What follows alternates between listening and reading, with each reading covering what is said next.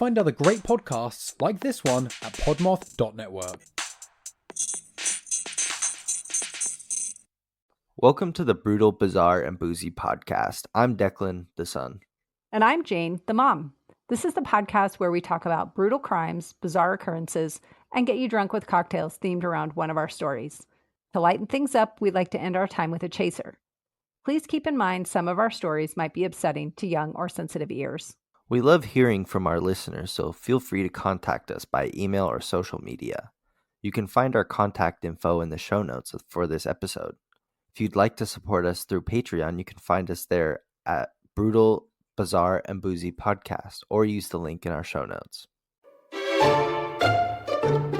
Hey there, my name is Bree. And I'm Suze. We're the hosts of Crime and Spirits, a true crime and cocktail podcast. Do you love spooky stories and all things true crime? How about themed cocktails? Do you love those too? Well, that's perfect, because so do we. Yeah, in fact, we love them so much, we made an entire podcast all about it. Every week, we bring you a new episode that covers a different case or topic of interest. But first, we'll need drinks. Don't you worry, we've got you covered there. Every week, we'll teach you how to make a handcrafted cocktail that ties into the theme or topic in some way. So you can find us on Apple Podcasts, Spotify, and pretty much every other platform available. New episodes roll out every Sunday. So buckle up and sip tight. We can't wait to talk some true crime with you. Bye!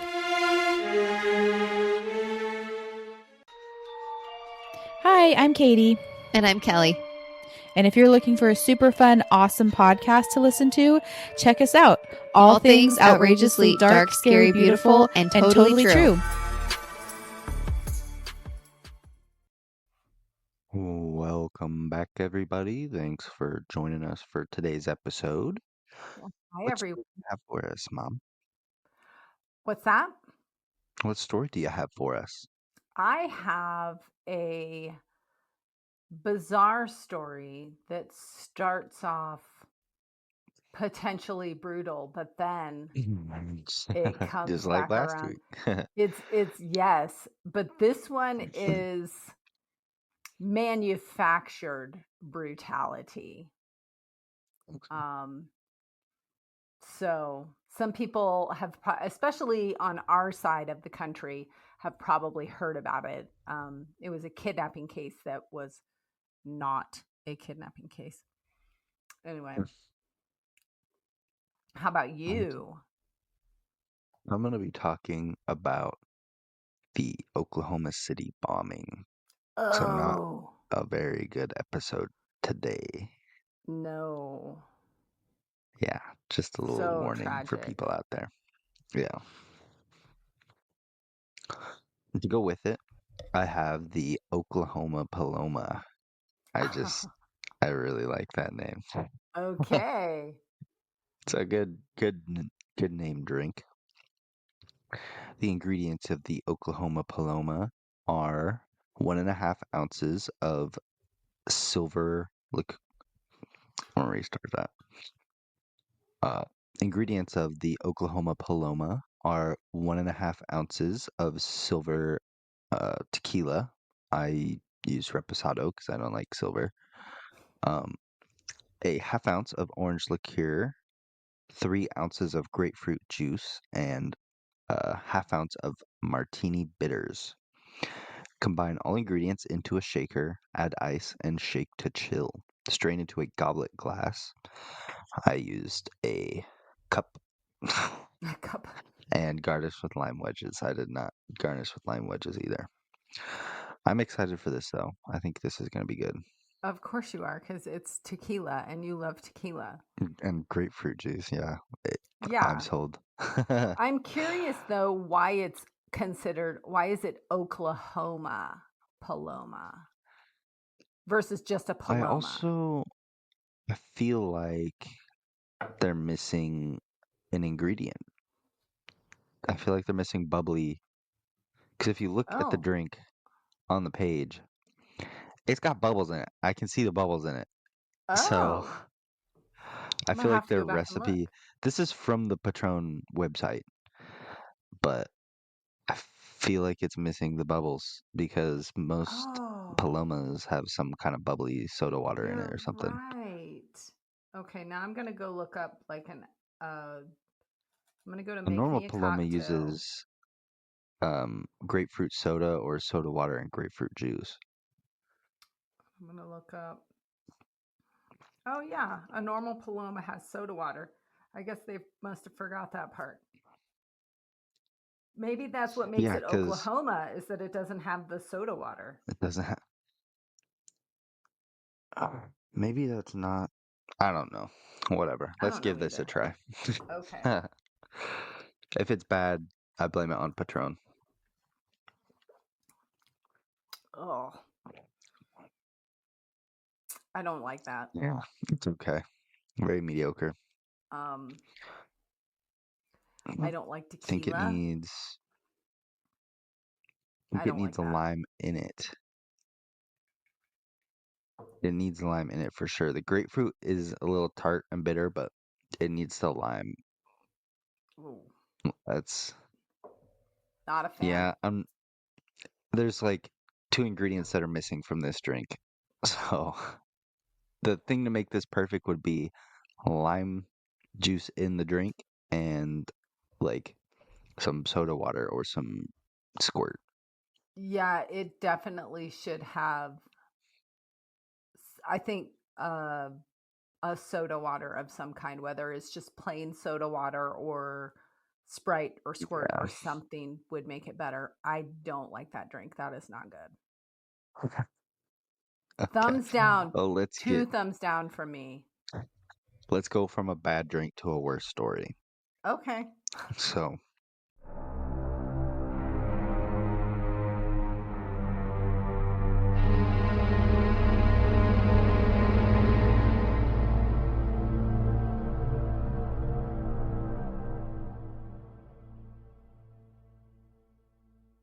Oklahoma City bombing.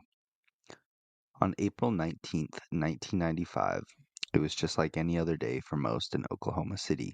It was a brisk day, and many workers at the Alfred P. Murrah Federal Building were clocking in and grabbing their coffee when tragedy struck. Timothy McVeigh was born April 23, 1968, to parents Noreen Hill and William McVeigh. He was bullied quite a bit while he was in school and would often daydream about retaliation against his bullies. While in high school, he became interested in hacking and even used his Commodore 64 to hack into his local government computer system. Around this time, he also became fascinated in firearms and would often bring them to school to show his friends. Oh. His fascination quickly turned into an obsession, and he would often tell people his dream was to own a gun store. So a little bit of a gun nut.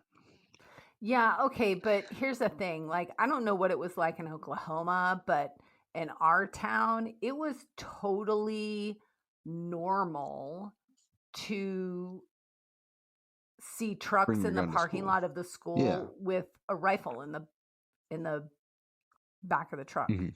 That was normal. Yeah. And I mean, his obsession didn't start getting weird until he got old. It started normal, like guns are fun to shoot. I like guns. They're Yeah. cool. They've got a bunch of like mechanical stuff inside them, but like he gets a little overboard with them. Yeah. Okay, so after graduating high school, Timothy got a job as an armored truck driver. He worked there for about a year or two before joining the Army in 1988. And one of his coworkers that he worked with while he was the armored truck driver said he would come in with bandoliers, so he looked like a cowboy. Like he would have a bullet Okay. like vest, like strap thing. Oh Yeah. my gosh. Yeah, that's strange. While in boot camp, he met Terry Nichols, who will come back into the story later. Yeah. Yeah. Timothy was deployed in Operation Desert Storm as a gunner on a Bradley, which is similar to a tank, but it's a little bit smaller and like lighter, so they can maneuver it like around objects and stuff a little bit better. Okay. He got 2 confirmed kills while he was on this tour. When he came back from deployment, he tried out for Green Beret but was rejected due to his physical limitations. Shortly after this, he was honorably discharged from the Army in 1991 because his entire goal was to become Special Forces, but Okay. since he failed the Green Beret test the first time, he was like, I'm just gonna leave the Army.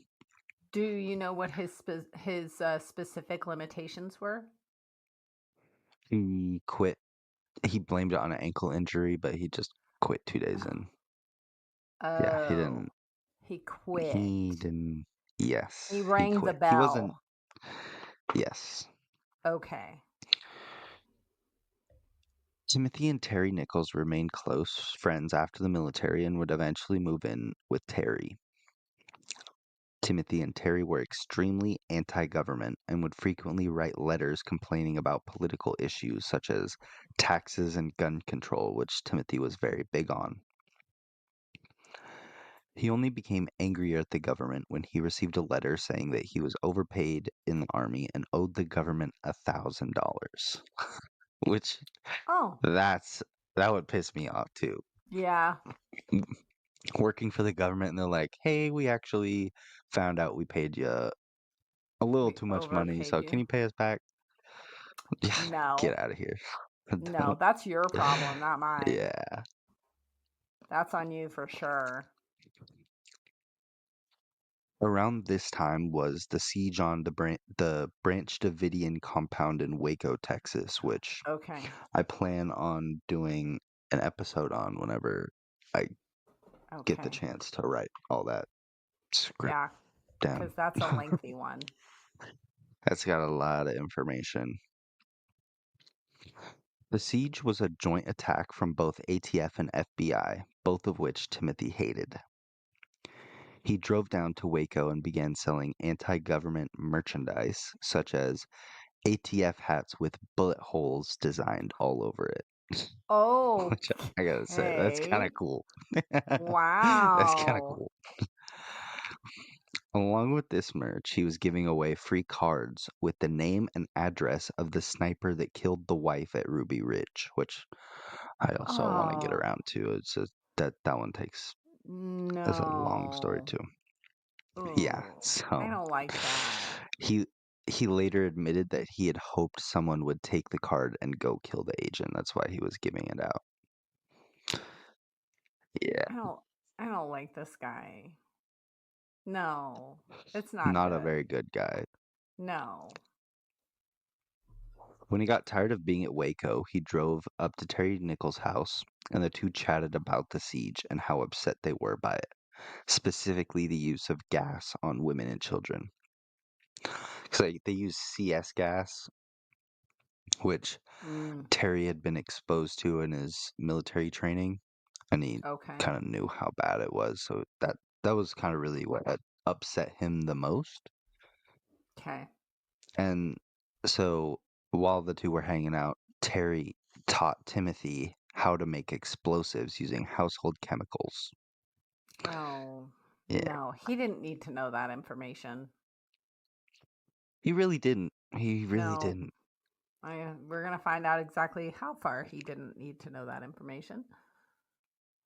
He began practicing making pipe bombs in his basement and collecting ammonium nitrate, which is a fertilizer they used to use back in the day. But Yeah.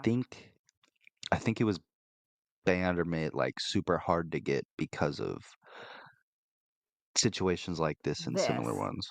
right? Yeah. Yeah, yeah, because this similar thing happened a couple of times around the country, so I think they Oof. made it really tough to get.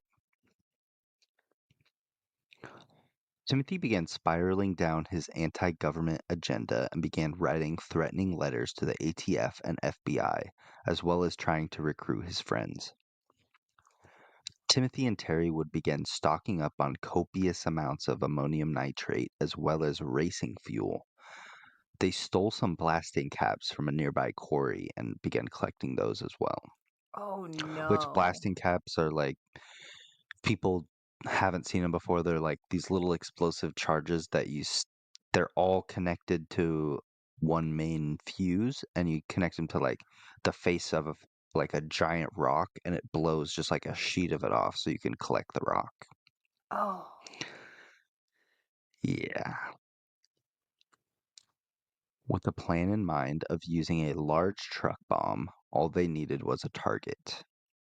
And a truck bomb is basically everything they've been collecting loaded into like something like a U-Haul. Oh, jeez. They headed to the Oklahoma City and found a large federal building that had many different groups, including the Secret Service and some FBI. In March 1995, Timothy gets a fake ID with the name Robert D. Kling. He uses this fake ID a few days later to rent a Ryder truck, which I've never heard Okay. of before, but I think it's like U-Haul. Yeah, Like it it looked is. like just rentable box trucks. Yep. Yep. It's like something you would rent if you were moving across town Yeah. and you didn't have a truck. He and Terry load this truck up with the explosives they had been collecting over the past year. Oh, geez. Terry and Timothy take a car down to Oklahoma City and park it a few blocks from their target building, the Alfred P. Murrah Federal Building. Before they could drive the bomb down to the building, Terry got cold feet and ditched the plan. He told Timothy, he's like, I think it was a day before or the day of when they planned on blowing this up. So he was just like, can't do it. But Timothy was ready than ever. Oh, jeez. On April 19th, Timothy McVeigh drove the Ryder truck full of explosives into Oklahoma City. Could you imagine how scary that would be too? Like, Oh, you have God, a no truck, kidding. you have a truck. I'm not going to say how much because there's a lot of explosives in there, but You're enough bouncing explosives around. to, yeah, you're just driving down the road. What if someone like rear ends you and it's just, Yeah. Or you hit a really uh, big pothole. I wonder if that would do anything. yeah, You'd have to be that would be really, terrifying. really assured in your brain to think, oh, a pothole's not going to set this off. It's Well, only going to be and set off intentionally. like, I mean, it wasn't that long ago, but back then they probably still had Ford Pintos like kicking around. How's there? Yeah. It's a Oh, bad combo to mix 100%. fertilizer and Ford Right. Pintos. You rear end a Yeah. Ford Pinto and blow 3 city blocks up. I Yeah. drove one in the late 80s, early 90s. So, yeah, 100% they still had them kicking around. Yeah, that would just imagine if he got thwarted doing that. Like just he rear-ended a Ford Pinto and blew Right. his whole The whole truck thing. up. Okay. His plan was to park in the carport, which was located underneath the building. And Oh, experts say that if he was able to actually do this, it would have blown the entire building up. right. It probably would have leveled it. So, yeah, he was unable to Oh, get into the carport because the truck was too tall. So he didn't oh, account for the height of the truck. So that's nice. instead, he just pulled the truck right in front of the building, like kind of up onto the sidewalk a little bit. Oh, really? At 9:02 a.m., the 2.5 tons worth of explosives blew the north half of the building off and killed Oh, my. 168 people and injured 684 others. Wow. That is Yeah. wild. So the weird part about this, and I kind of want to make a second episode kind of like a bizarre focused Mm-hmm. because like weird things happen in this. Oh, But really? the explosion triggered a seismograph, which registered as a 3 on the Richter scale. Okay. But like only 10 seconds later, a second wave was measured at about like a 2 on the Richter scale. Really? Yeah. So Wonder there what was that a was about. second explosion, and there's like some weird things that like it's really easily like just kind of like explained away, but Mm-hmm. also haven't done too much research into it. I just kind of like started learning about it while I was writing this, and I was like, that Yeah. might be a good second episode to do about it. Yeah, that's interesting. So Timothy made it about 2 blocks away before the explosion occurred. He hopped in his getaway car and took off for the highway. He was pulled over on the highway for not having license plates and was arrested Really? for illegally carrying a firearm. Yeah, so Really? he wasn't even, they didn't even know it was him that blew it up. He Right. was arrested for not having plates, and he was concealed carrying a gun, but since he didn't live in Oklahoma, it was technically illegal Oh, for him to have it concealed. Yeah. interesting. Okay. On August 10th, 1985, on August 10th, 1995, McVeigh was indicted on 11 federal counts, including conspiracy to use a weapon of mass destruction, use of a weapon of mass destruction, destruction with the use of explosives, and 8 counts of first-degree murder in the deaths of law enforcement officers, Oh, which I understand why he only got charged with 8, because that's enough to bury him under the jail, but yeah. there's so many people that died from that. Like Yeah. Didn't you say 100 and something? 168. And they only charged him with the law enforcement officers' deaths. Because That's interesting. that's a much higher crime to kill government workers, like people who are Okay. working for the government. That Yeah. carries a much steeper sentence than just regular people. I mean, Joe a murder Blow. conviction is 25 to life in most places. So, like, Huh. the let me look it up. Let's see. That's really interesting that they only went after those. I understand, but I kind of feel like it's a little disrespectful. So for a lot of places, federally, it's the death penalty Oh, for a law for enforcement killing, officer? like a law enforcement officer. So Okay. that's probably why, just so they could 100% nail him. But Right. And I mean, they you're don't have right. to. I mean, okay, so here's the flip side to that. If they don't Mhm. go after him for the 160 whatever it was private citizens, and they lose their trial on the 8 law enforcement officers, they can then go after him for that, and there's no double jeopardy, and they can go Yeah, back and look for more evidence if they need to. So they just want to get true. yeah, They want to 100% nail this fucker. right, and then you just save a little in your back pocket for if there's an issue. True. Okay, I get it. All right. Legal system's all kinds of fucked up, but It they is did it weird. right on this guy. Yeah. It's weird. On June 13th, the jury recommended that McVeigh receive the death penalty. The U.S. Department of Justice brought federal charges against McVeigh for causing the death of 8 federal officers, leading to a possible death penalty for McVeigh.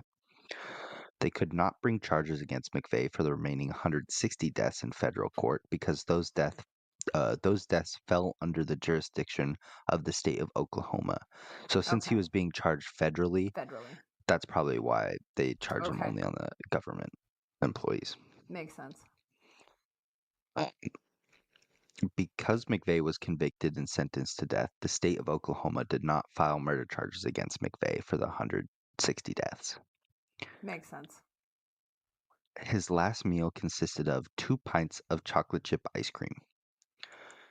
When asked what his final words were, he declined. McVeigh was executed by lethal injection at 7:14 a.m. on June 11th, 2001. That was quick. Yeah. That's super quick. real quick. A lot of those guys just sit there for years. I mean, he Yeah. sat there for 6 years, but 6 years. still, That's quick. They did not fuck around yeah, with that's him. still really quick. I wonder if that's because it was a federal case and not a state case. They were just like, let's get on this shit. Because I think Yeah. the feds have a 90% conviction rate or something crazy like that. Interesting. Like, yeah. So I'm curious how they linked him to the explosion when he rented the truck under an assumed name. He admitted to like almost all of it. Like once Like, they connected him, he kind of just squealed on himself. So yeah. he also Terry Nichols, and there was another guy that he tried to get to do it, but once they started collecting the stuff, the guy was out.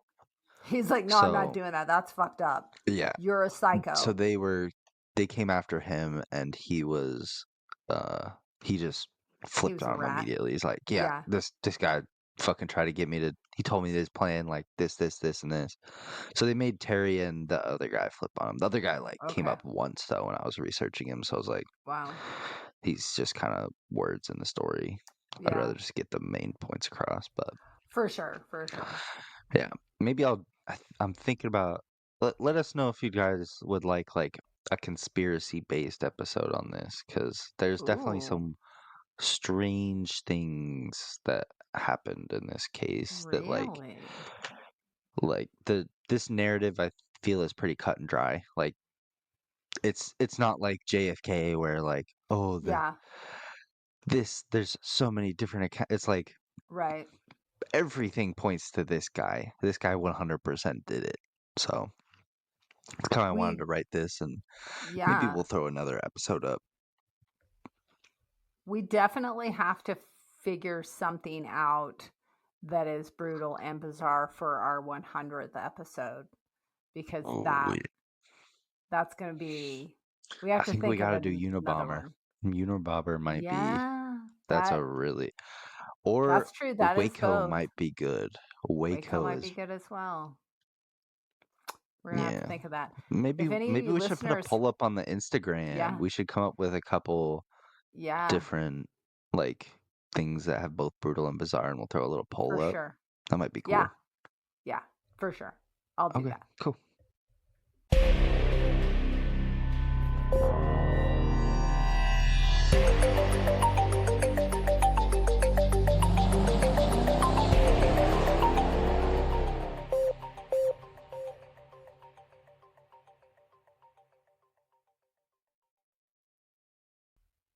Awesome. Let's hear your story, Mom. Okay. So my story has a whole lot of fucking lying in it. Lots of lies. Great. Yeah. And we've all told lies often. Mm-hmm. You know, I shouldn't say all of us. We do know someone who cannot lie, just can't do it. And that is what we love about her. Who are you talking about? No, Donna. I'm calling you out. She can't lie. She was telling me a story recently. Yeah, she tried to lie about an event. Like she was trying to do a surprise thing and she couldn't lie and she got caught. It was the sweetest little lie. Like she was trying to plan this super nice event and she was trying to keep it, under wraps, and she ended up getting caught lying about trying to plan this thing. So at least it's a good lie. It was a good lie. And she couldn't even do that. But many of us tell white lies. A few of us tell big fat lies. But most of the time a lie is, doesn't get revealed, or you don't have any bad repercussions from it. And that's what happens in this story. So let's talk about a story that started off as a terrifying true crime tale and ended up as a prison sentence for the victim. So Sherri Graff was born on June 11th, 1982 in Redding, California, where she was also raised. She reportedly had a somewhat difficult childhood, although based on the stories I've heard, it seems like she was the difficult one, not necessarily that her childhood was difficult. There were reports that she burglarized her father's house when she was 18 years old. A few years later, her mother claimed that Sherri was harming herself to cause injuries that she then blamed on her mother. So she's beating herself up and going, my mom did it. Great. And her mom's like, I didn't do shit. And she did this as an adult. Call CPS on you. Well, she did it as an adult. Jesus. It wasn't even that she was a child. Jesus. Yeah, I don't know why anybody would do that. But Right whatever. off the bat, crazy bitch. Yep. Both of these, they're definitely odd behaviors, but I had a difficult time finding details about what might have caused these behaviors. So I'm not saying she didn't have a difficult childhood or something bad. Maybe something bad happened to her when she was younger and it made her act out as an adult.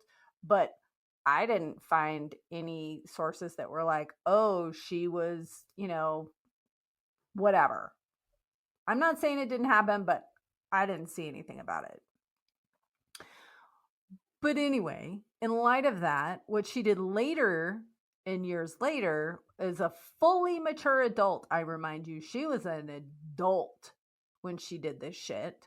I have a hard time saying that a difficult childhood was the reason she broke into her dad's house as an adult at 18 years old and caused problems with her mom. And then the rest of this story happened. So whatever her childhood was, it didn't sound like, not saying she didn't have a bad childhood, but I didn't see a lot of details of it. Or I should say any details of it. Regardless of the cause, there were definitely signs that she had some problems and made some questionable choices. Sherri met her future husband, Keith Papini, when they were in middle school, but they lost contact for many years until they were both adults. Sherri had gotten married and divorced before reconnecting with Keith. Keith and Sherri were married in October 2009 when Sherri was 27 years old. The couple had 2 children together, a son and a daughter, and lived in Redding, California. By all appearances, the couple were very much in love and the family was tight. She described Keith as her best friend, and Sherri was described as a devoted mother who loved her kids. So on November 2nd, 2016, when Keith returned home from work, he couldn't find Sherri, he was very worried. Her vehicle was home, so he assumed she was there with their kids, but she and the kids were nowhere in the house.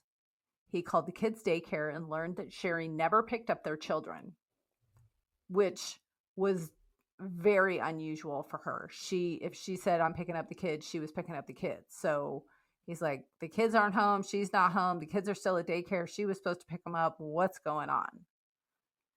He used the Find My Phone feature, and he found Sherri's phone and earbuds at the end of their driveway sitting on the side of the road. So it sounds like they had like a long driveway, kind of country road kind of situation, and they were on the side of the road. There were a few strands of her hair in the cords of the earbud, making it appear that the earbuds had been forcibly removed from her head. Oddly, though, her headphones were found coiled up and sitting on her phone. So the cords from the headphones, everything's rolled up all nice. Her phone is sitting on the ground, and the headphones are placed in a coil on top of the phone itself. And her hair is wrapped in the cordage of the headphones. Ooh, that's, yeah. Weird. That typically doesn't happen. No. I don't usually rip your hair out when you take your headphones out. Right. And I mean, if you're taking the headphones off yourself, you're not going to rip your own hair out. If somebody else take the headphones off you, then they might rip your hair out. but they're not going to coil up your headphones and set them on top of your phone on the roadside. It's all going to be strewn about different Unless places. your killer has OCD and he ripped Well, them out. that could be. And That could be. he has to coil up every wire he sees. Maybe that's... That's a good point. I had not thought about that.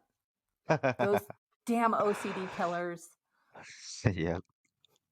So Keith reported his 34-year-old wife, Sherri, missing to local law enforcement at around 6 p.m. that night. She was last seen running alone on a road near their house. News of Sherri's disappearance scared many people in the area, and people were thinking that something terrified had happened to her in broad daylight. Because this It's all always happened. the damn joggers. I gotta say, it's I always know. the fucking Don't jog. The jog. joggers either find it or the joggers get killed. Or the Just victim. Don't jog. buy a treadmill. That's like that's the most like useful investment you could make if you're Right. a If you're woman who into likes running. to run. Yep. Yeah, just Yeah, 'cause it's run on a treadmill so usually you women. don't end up murdered or Yeah, a witness to exactly. one. So hundreds of area locals helped in a search for her, but no other evidence was found besides the phone, the earbuds, and the few strands of her hair. And I remember when this story happened, because it wasn't that long ago. She was on the news and they're saying she went missing, and everybody's thinking this woman just got nabbed in the middle of the day. And it was terrifying because this is only 3.5, 4 hours away from us.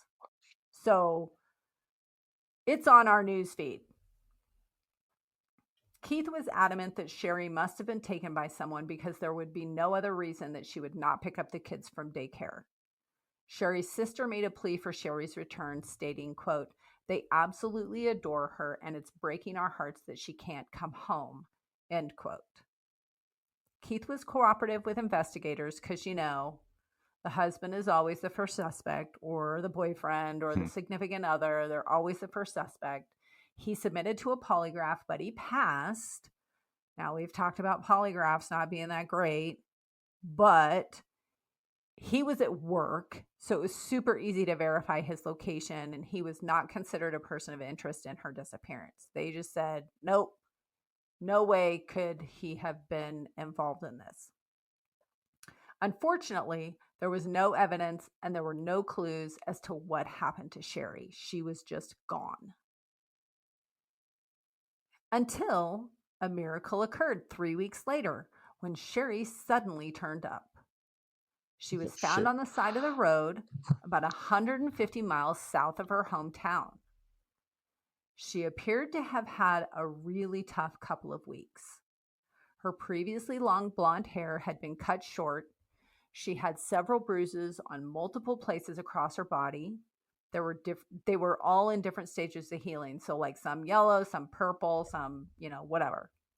She had lost a significant amount of weight, and she had been branded by something, which I know people that doesn't who normally happen when you go jogging.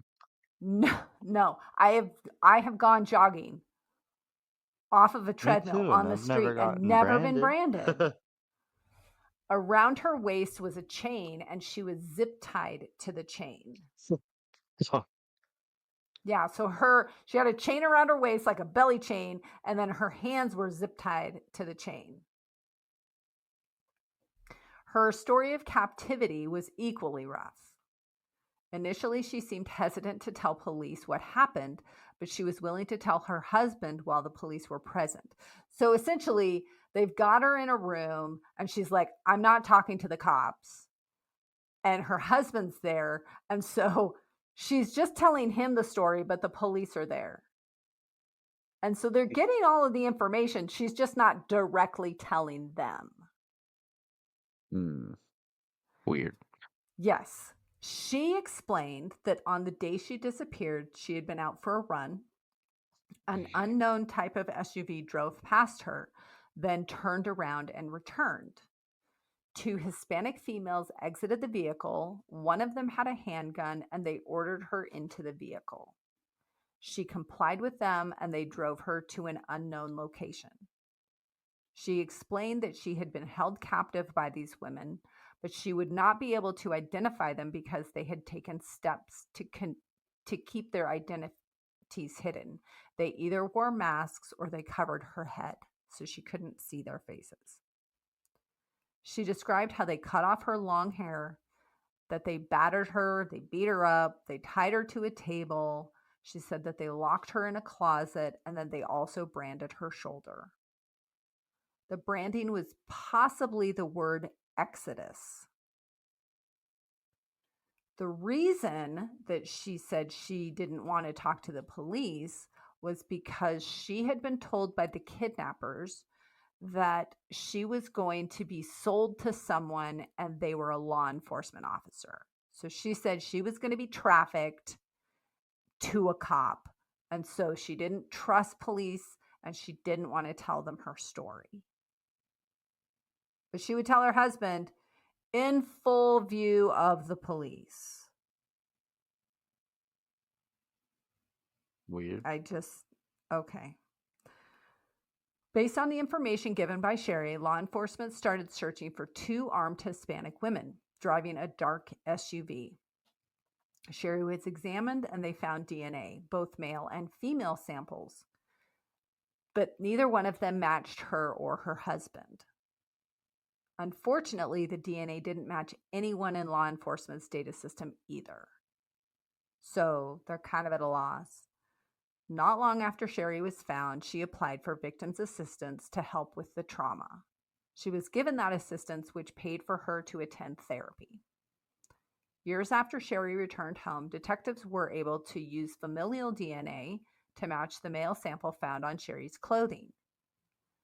The sample matched to one of Sherri's old boyfriends who lived in Southern California.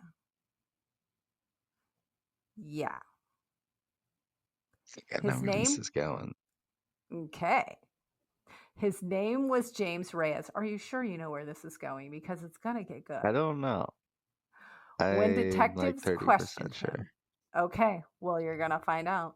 And you might be surprised because it's stuff that I'm like, oh, seriously? Okay, I'm going to call it out right now. So I think she wanted to hook up with her ex-boyfriend and had him pick her up on her jog and then created this huge lie to get away with going back to her husband.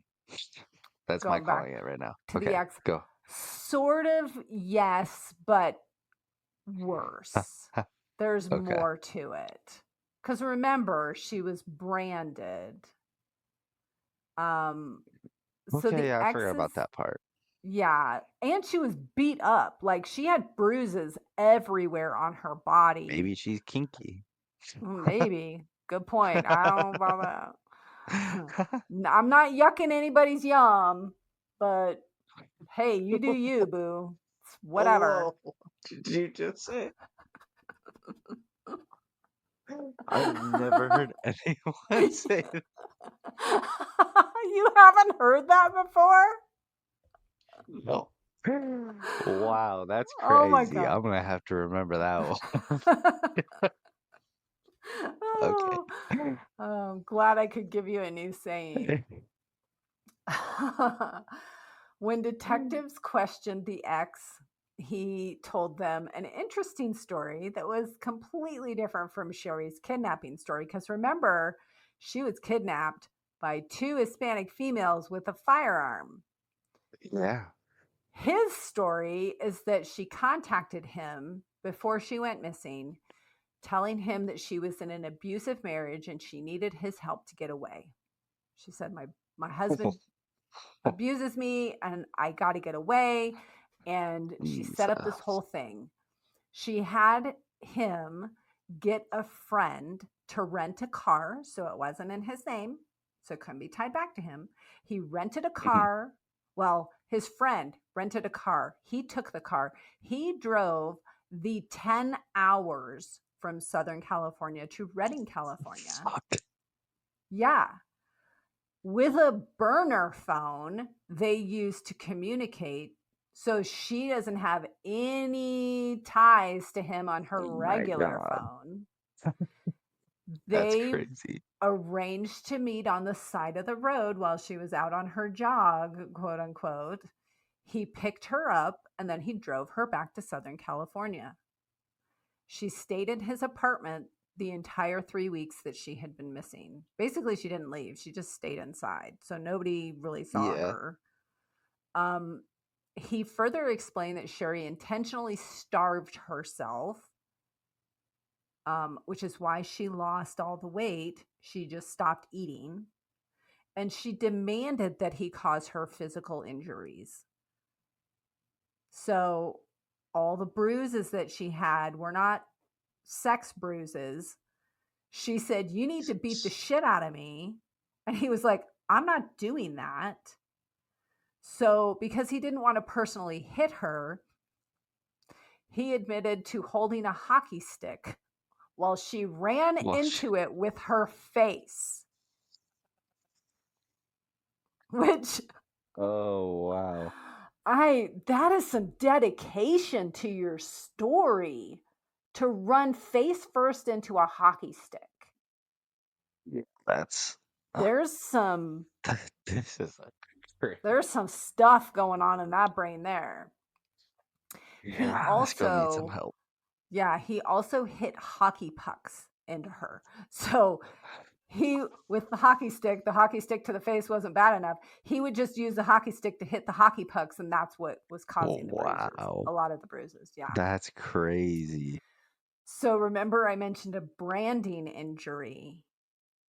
She told him to go to the store and buy a wood burning tool that had attachable letters.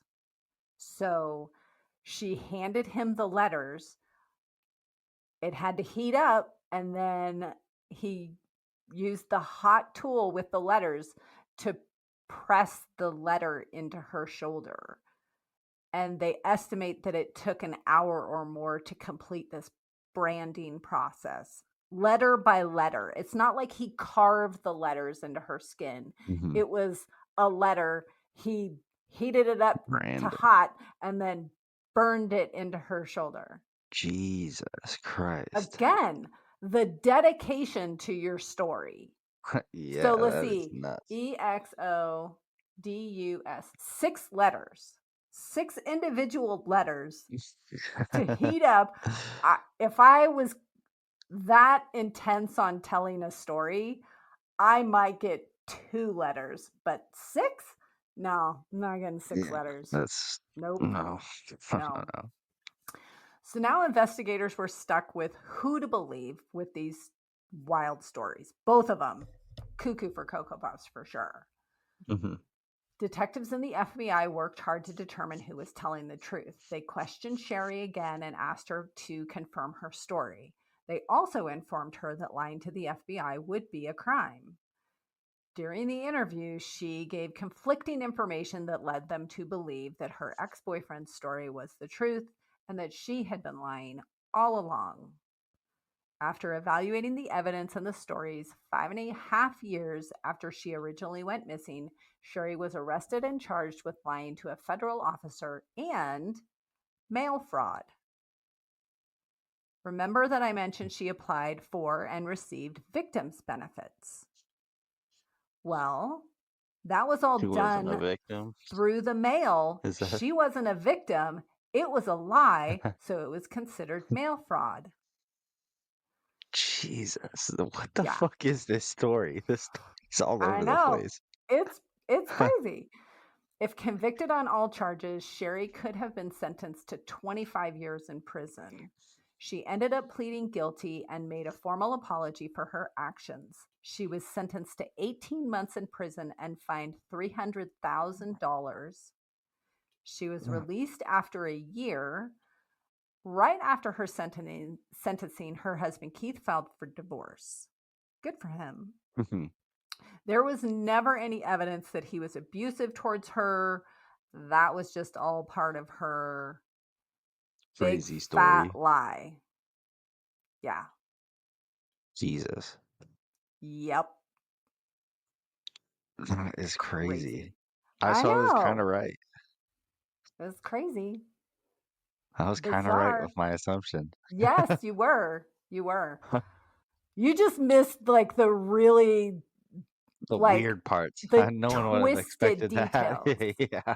The twisted details of I want you to give bruises to me, and he's like, I'm not going to do that. So she runs her face into a hockey stick. I mean, Crazy. she's dedicated. Yeah.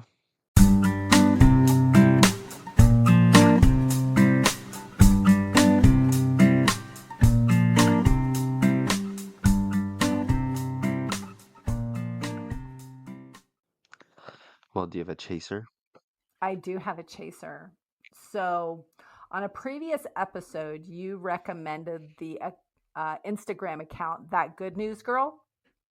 Mm-hmm. And I was looking through Instagram the other day, and that account had a post about a very chubby kitty in Indiana. I don't know if you've seen this, but I this might be following him.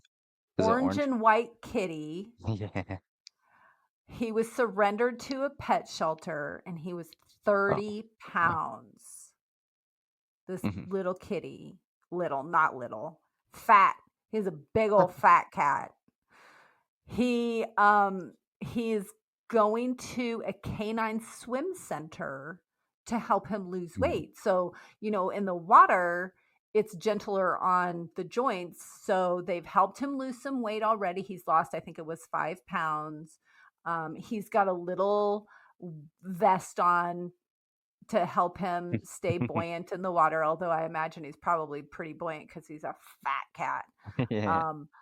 But the absolute best part of the whole thing is the cat's name. And the cat's name is Thicken Nugget.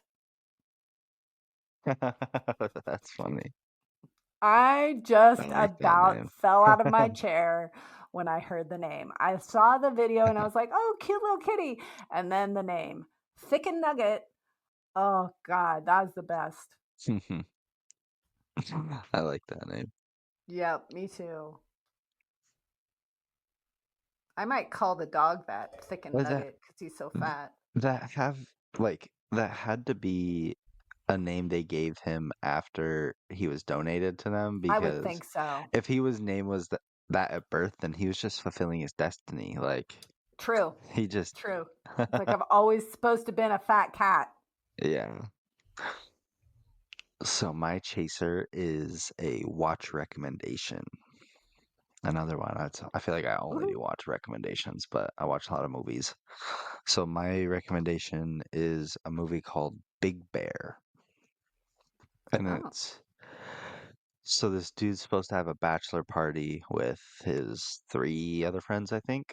And one of them's a little bit weird, but they're all like pretty good friends. And he gets they break up a day before the bachelor party. So he goes there to tell everyone like, hey, we broke up, and then he's just like super awkward about it, and so they like pull it out of him, and super weird things ensue after that. Like, Okay. the weird friend is being weird, and I don't want to give away too much because it's Right. pretty funny, but I don't know, I think everybody should go check it out.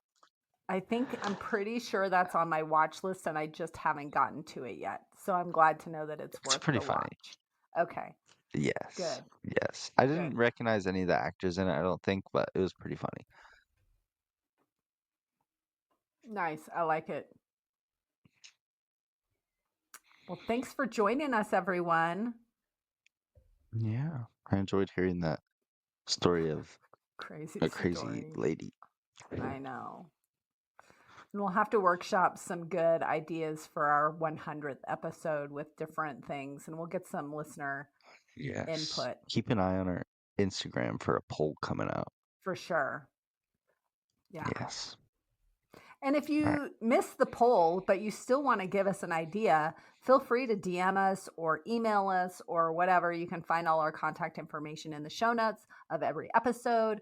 We are definitely available for chatting and crazy stories and fun ideas and even drink recommendations. So Alrighty. Well, thanks for listening, everybody. Thank Love you. you, Mom. Love you. Bye. Bye.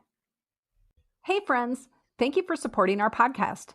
Please share our show with your brutal and bizarre friends. Give us a boozy follow on your favorite podcast platform. If you're feeling extra generous, we'd appreciate a 5-star rating or review as well.